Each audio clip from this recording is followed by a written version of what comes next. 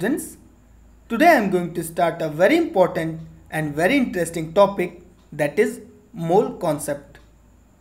और इस कॉन्सेप्ट को समझने से पहले आइए देखते हैं कि ये मोल होता क्या है। तो देखिए, जिस तरह से वन पेयर रिप्रेजेंट करता है टू को, like one pair pen means two pens, one pair cap means two caps, one pair copy means two copies. कहने का मतलब ये है कि ये पेयर वर्ड जस्ट एक अमाउंट को रिप्रेजेंट करता है जिसका वैल्यू फिक्स्ड है, चाहे किसी के साथ भी यूज़ कर लो। वन पेयर का मतलब होगा टू। इसी तरह से वन डजन रिप्रेजेंट करता है 12 को।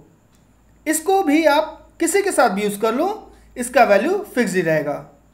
Like one dozen banana means 12 banana, one dozen orange means 12 orange.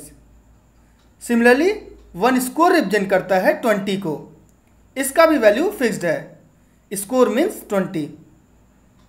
तो कहने का मतलब ये है ना कि ये जो टर्म्स हैं पेयर, डजन, स्कोर एक्सेट्रा, ये सब केवल और केवल एक अमाउंट को रिप्रेजेंट करते हैं जिसका वैल्यू फिक्स्ड होता है।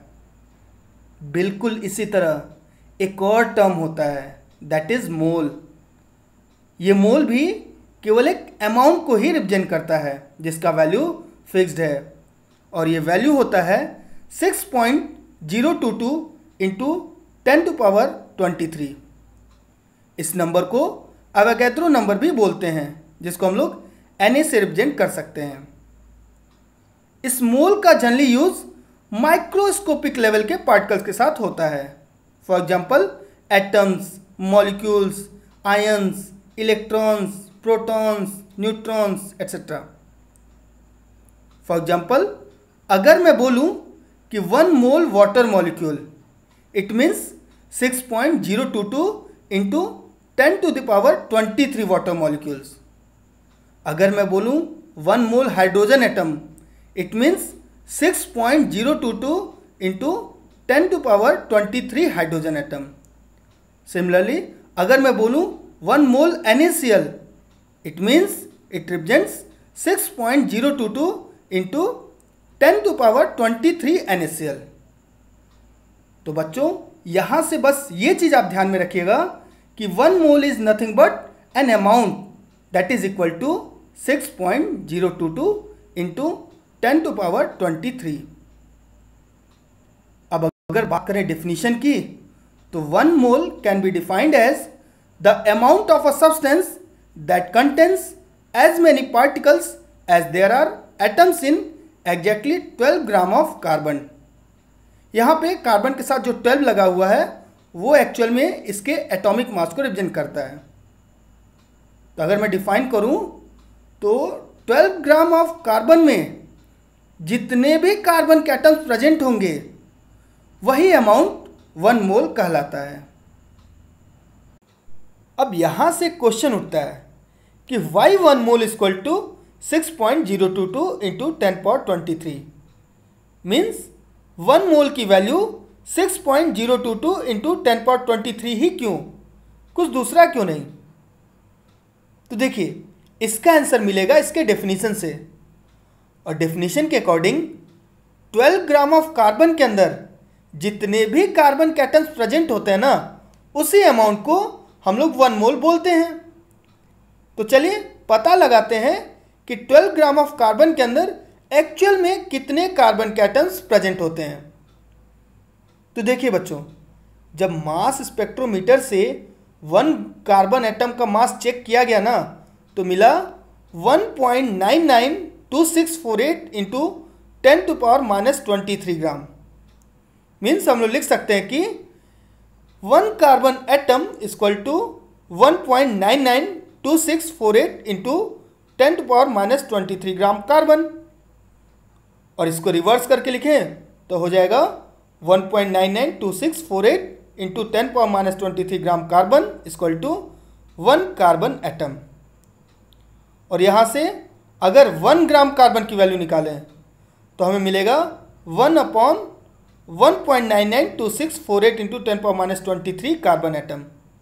मीन्स 1 ग्राम कार्बन के अंदर 1 1.992648 इंटू 10⁻23 कार्बन एटम्स प्रेजेंट होते हैं। तो अगर 1 ग्राम कार्बन के अंदर नंबर ऑफ एटम्स पता चल गए तो चलिए निकालते हैं 12 ग्राम कार्बन के अंदर कितने होंगे। तो 12 ग्राम ऑफ कार्बन के लिए हमें इस क्वांटिटी से 12 को मल्टीप्लाई कर देना होगा। मीन्स 12 इंटू 1/1.992648 इंटू 10⁻23 और इसको सॉल्व करेंगे तो मिलेगा 6.022 into 10⁻23 carbon atom. Means 12 gram of carbon के अंदर 6.022 इंटू 10⁻23 कार्बन एटम्स प्रेजेंट होते हैं। और डिफिनीशन के अकॉर्डिंग 12 ग्राम ऑफ कार्बन के अंदर जितने भी कार्बन के एटम्स प्रेजेंट होते हैं उसी को हम लोग 1 मोल बोलते हैं। तो अगर डेफिनीशन और इस रिलेशन को कोरिलेट करेंगे तो हमें मिलेगा कि 6.022 इंटू 10⁻23 इक्वल टू 1 मोल। तो बच्चों यहीं से हमें 1 मोल की ये वैल्यू मिली। नाउ लास्ट लेक्चर में हम लोगों ने देखा कि एटॉमिक मास का यूनिट होता है एएमयू, जिसे यू से रिप्लेस कर दिया गया था। और बच्चों हमारे पास मास के तो और भी यूनिट्स हैं लाइक ग्राम, किलोग्राम एट्सेट्रा। और किसी भी चीज़ के जितने भी यूनिट्स होते हैं सबका आपस में एक रिलेशन भी होता है। फॉर एग्जाम्पल किलोग्राम और ग्राम में जो रिलेशन होता है वो है 1 किलोग्राम इक्वल टू 1000 ग्राम। तो इसी तरह से U और G ये दोनों भी मास के ही यूनिट्स हैं, तो इनके बीच में भी एक रिलेशन होगा। तो आइए देखते हैं U और G के बीच में क्या रिलेशन होता है। तो देखिए बच्चों 1 AMU that is 1 U equal to होता है 1.66 इंटू 10⁻24 ग्राम। याद रखिएगा इसको मैं इक्वेशन 1 से मार्क कर दे रहा। तो चलिए यहां पर मैं अपने तरफ से भी आप लोगों को एक बहुत ही इंपॉर्टेंट रिलेशन देता हूं जो आपके आगे के कैलकुलेशंस को काफ़ी सिंपल कर देगा। तो देखिए बच्चों जब हम लोग 1/1 मोल दैट इज 1/6.022 इंटू 10⁻23 इसको सॉल्व करते हैं ना तो हमें मिलता है 1.66 इंटू 10⁻24। मीन्स हम लोग लिख सकते हैं कि 1/1 मोल ग्राम इक्वल टू 1.66 इंटू 10⁻24 ग्राम। इसको मैं इक्वेशन 2 से मार्क कर दे रहा।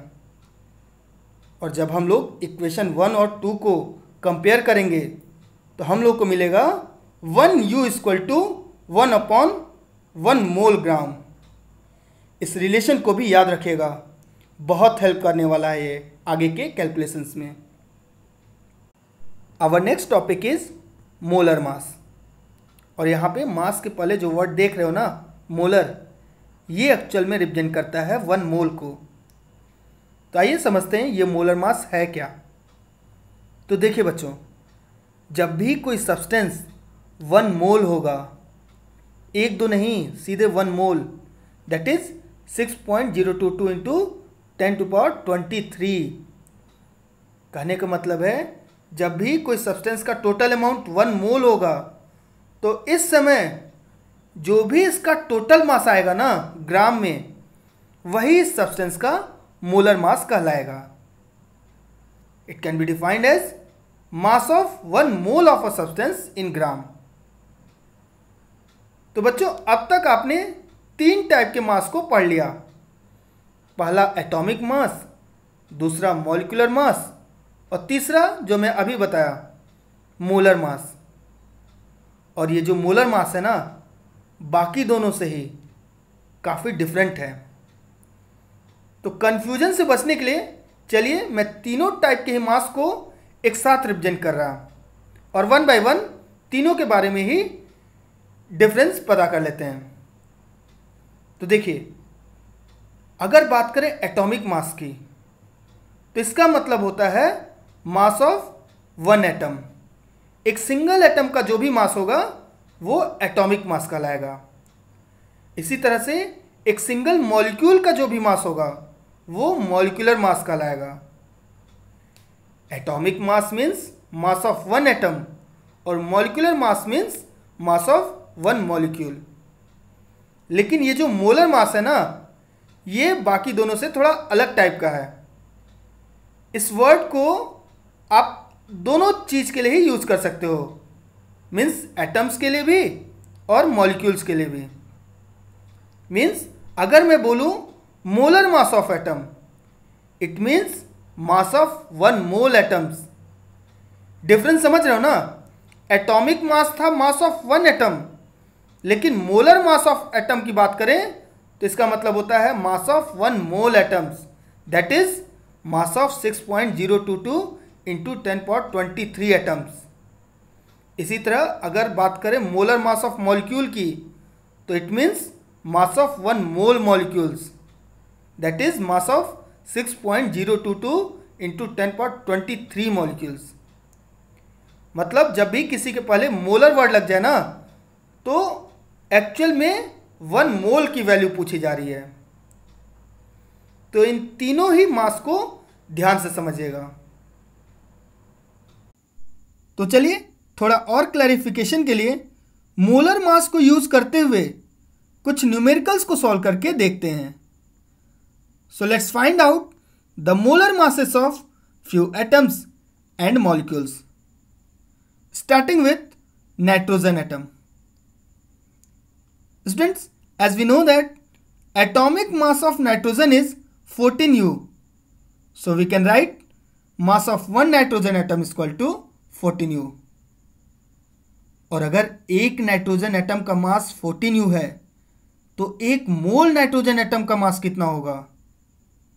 सिंपल, 14U से 1 मोल को मल्टीप्लाई कर देंगे। So students, mass of 1 mole nitrogen atom is equal to 1 mole into 14U. और अभी मैंने आप लोगों को एक स्पेशल टाइप का रिलेशन बताया, that is 1U is equal to 1/1 मोल ग्राम। सो यहाँ पे जो U है उसको अगर हम लोग 1/1 मोल ग्राम से रिप्लेस कर दें तो हमें मिलेगा 1 मोल इंटू 14 इंटू 1/1 मोल ग्राम। और जब 1 मोल को 1 मोल से कैंसिल आउट कर देंगे तो mass of 1 mole nitrogen atom मिल जाएगा 14 ग्राम। और जैसा हम लोगों ने अभी पढ़ा कि जब भी कोई सब्सटेंस 1 मोल होगा तो उस समय जो भी उसका टोटल मास ग्राम में होगा वही उस सब्सटेंस का मोलर मास कहलाएगा। तो यहाँ पे mass of 1 mole nitrogen atom को हम लोग molar mass of nitrogen atom बोल सकते हैं। So students, molar mass of nitrogen atom is equal to 14 gram. तो बच्चों, नाइट्रोजन एटम के लिए हम लोगों ने 2 टाइप के मास को देखा। पहला इसका atomic mass, that is 14U, और दूसरा इसका molar mass, that is 14 gram.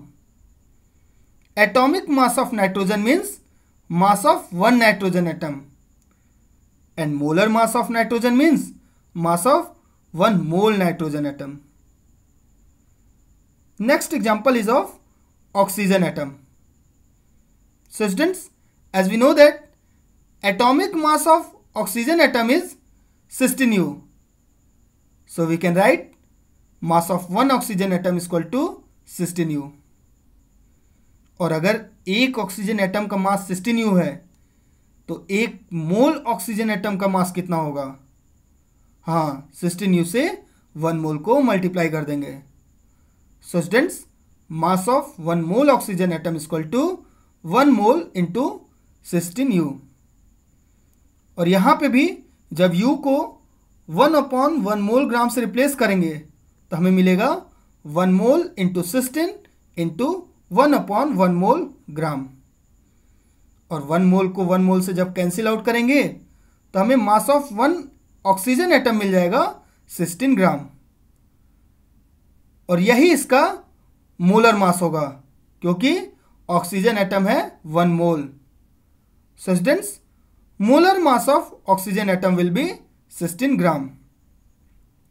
तो इस तरह से ऑक्सीजन एटम के लिए भी हम लोगों ने 2 टाइप के मास को देखा। पहला इसका atomic mass that is 16U और दूसरा इसका मोलर मास दैट इज 16 ग्राम।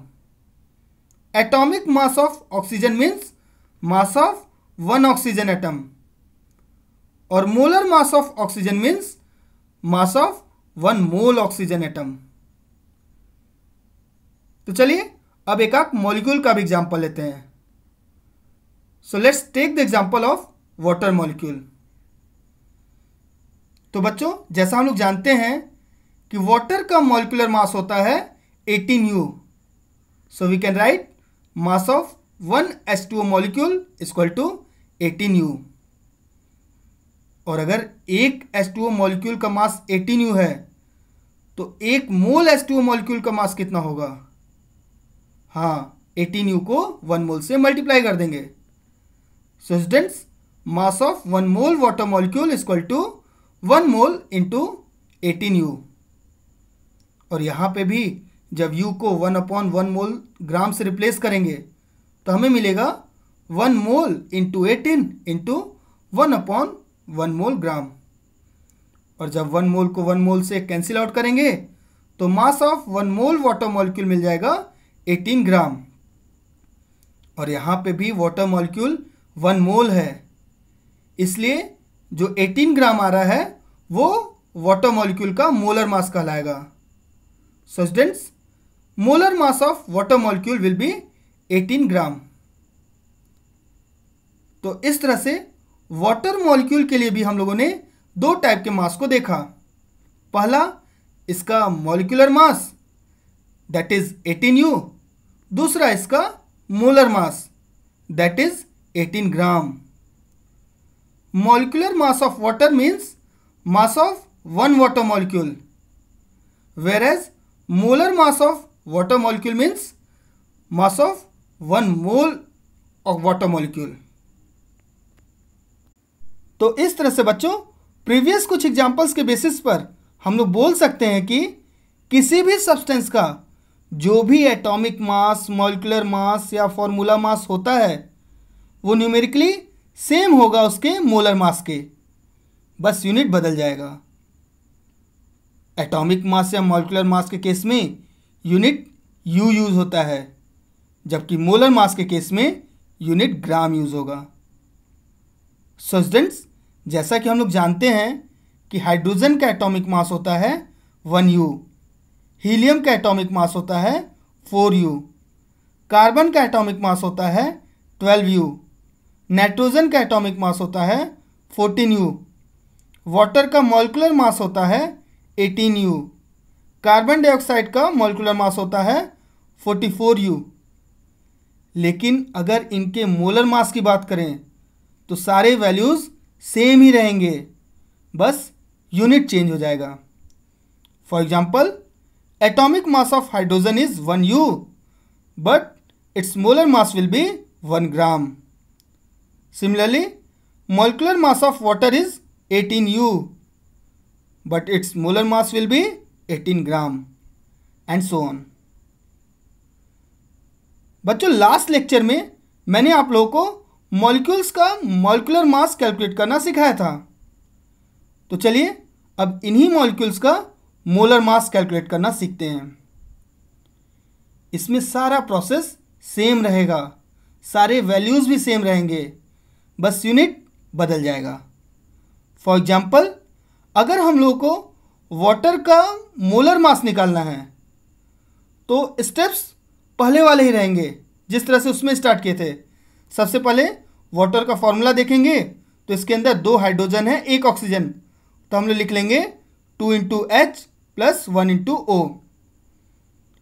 अब बच गया वैल्यूज़ पुट करना, तो यहाँ पे हाइड्रोजन की वैल्यू 1U नहीं पुट करेंगे, ऑक्सीजन की जगह 16U पुट नहीं करेंगे। क्यों? क्योंकि यहाँ पे हम लोग को मोलर मास निकालना है, और जब भी मोलर मास पूछेगा हम लोग वैल्यूज़ को ग्राम में यूज़ करेंगे। तो हमारा नेक्स्ट स्टेप हो जाएगा 2 × 1 ग्राम + 1 × 16 ग्राम, और सॉल्व करने पे हमें मिल जाएगा 18 ग्राम। तो बच्चों वाटर का मॉलिक्यूलर मास तो होता है 18U, लेकिन इसके मोलर मास की बात करेंगे तो मिलेगा 18 ग्राम। इसी तरह अगर बात करें molar mass of carbon dioxide की, तो फॉर्मूला के अकॉर्डिंग हम लोग लिख सकते हैं कि 1 into C plus 2 into O. यहाँ पे कार्बन का मोलर मास हो जाएगा 12 ग्राम और ऑक्सीजन का हो जाएगा 16 ग्राम। और जब इन वैल्यूज़ को पुट करेंगे तो हमें मिलेगा 1 into 12 gram plus 2 into 16 gram. और इसे सॉल्व करेंगे तो 12 gram plus 32 gram equal to 44 gram. तो इस तरह से बच्चों कार्बन डाइऑक्साइड का मॉलिक्यूलर मास तो होता था 44 U, लेकिन इसका मोलर मास होगा 44 gram. Next example, molar mass of sucrose, जिसका फॉर्मूला होता है C12H22O11। तो फॉर्मूला के अकॉर्डिंग हम लोग लिख सकते हैं कि 12 into C plus 22 into H plus 11 into O. और जब कार्बन, हाइड्रोजन और ऑक्सीजन इनके मोलर मास का वैल्यूज़ पुट करेंगे तो मिलेगा हमें 12 into 12 gram plus 22 into 1 gram plus 11 into 16 gram, जिसको सॉल्व करेंगे तो हमारा फाइनल आंसर आ जाएगा 342 ग्राम। तो यहाँ से अगर मैं बोलूँ कि अगर सुक्रोज का मोलर मास होता है 342 ग्राम, तो इसका मॉलिक्यूलर मास कितना होगा? सेम ही रहेगा, 342 ही, बस यूनिट बदल जाएगा। मॉलिक्यूलर मास में आंसर होगा 342 U। अब चलिए एक डिफरेंट टाइप का न्यूमेरिकल सॉल्व करके देखते हैं। That is, if mass of an element is 6.6 into 10⁻24 gram, find out it's molar mass. Question में बोल रहा है बच्चों कि किसी एक एलिमेंट का मास 6.6 इंटू 10⁻24 ग्राम है, तो इसका मोलर मास क्या होगा? एक एलिमेंट का मास दिया हुआ है, मोलर मास पूछ रहा है, मतलब एक मोल एलिमेंट का मास पूछ रहा है। तो चलिए सिंपल है, सॉल्व कर लेते हैं। तो हम लोग लिखेंगे mass of an element equal to 6.6 into 10⁻24 gram. So molar mass of an element will be mass of 1 mole of that element. That will be mass of that element into 1 mole. और यहाँ पे element का mass put करेंगे और 1 मोल का भी value put करेंगे, तो हमारा आएगा 6.6 into 10⁻24, that is mass of an element, and 6.022 into 10⁻23 is the value of 1 मोल। और जब इसको सॉल्व करेंगे तो हमारा फाइनल आंसर आएगा 3.97 ग्राम।